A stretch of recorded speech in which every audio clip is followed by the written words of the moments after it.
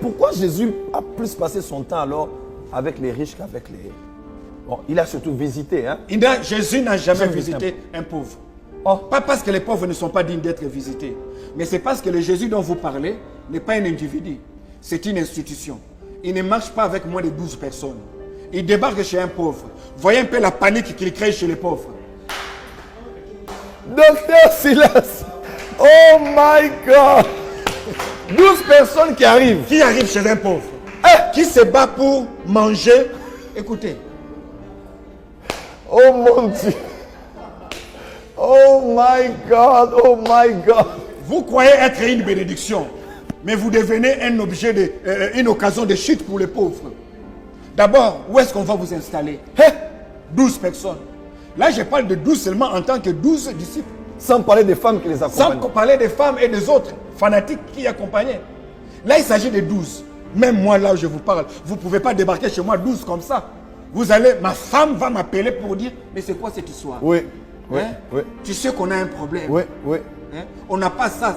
On n'a pas assez de chaises. On n'a pas assez de chaises. On n'a pas assez de tasses. On n'a pas assez de On n'a plats. pas assez de couverts. Ils vont manger quoi? Hey, c'est comme ça que Jésus aimait les pauvres. Il priait pour les pauvres. Il guérissait les pauvres. Mais c'est parce qu'il aimait les pauvres qu'il ne peut pas amener 12 personnes chez les pauvres.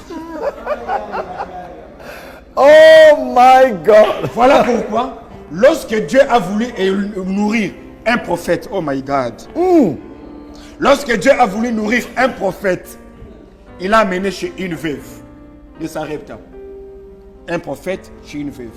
Mais le jour où il décide de nourrir un prophète, mais qui lui aussi ne marche pas seul, il est toujours accompagné de son serviteur, son assistant Géasi. Dieu ne l'amène pas chez une veuve. Il l'amène chez la Sunamite. Parce que la Sunamite a des moyens. Elle peut construire à Élie une chambre. Elle peut meubler cette chambre. Et même quand Élisée lui pose la question, as-tu besoin de quelque chose? Elle dit non, non, non. Dieu est un Dieu d'équilibre. Dieu est conscient.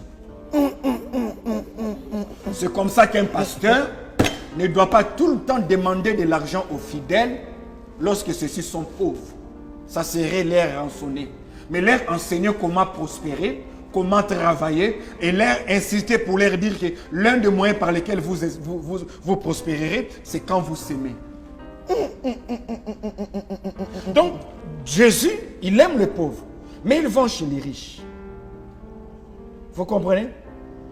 Quand Dieu a voulu sauver une cinquantaine de prophètes au temps d'Akab et de Jézabel, Élie est en fuite. Ouais, ouais. Élie en fuite. Avec son manteau. Avec son manteau. Il va être logé chez la veuve de Sarepta parce qu'il est seul. Mais les 50 autres ne sont pas chez la veuve. Ils sont dans la maison d'un des collaborateurs d'Akab. D'Akab. Qui les a cachés dans sa maison. Un haut dignitaire. 50, un haut 50. dignitaire. 50-50. Vous comprenez? Il le nourrissait de pain et d'eau. Parce qu'il avait les moyens. Et c'est ça le danger de l'église. L'église risque d'avoir des problèmes si nous n'avons que des gens qui parlent la langue, mais nous n'avons pas des gens qui peuvent nourrir le ministre d'eau et de pain. Donc, nous avons besoin, prophète, il faut le dire. Est-ce qu'on peut déclarer, docteur, je sais qu'il y a une forte onction sur vous. Vous êtes des milliers à être connectés. Je vois des réactions ici simultanément. Docteur, dites quelque chose à part la parole. Je crois qu'il y a un pouvoir dans votre parole aujourd'hui. Prophétiser, déclarer sur quelqu'un.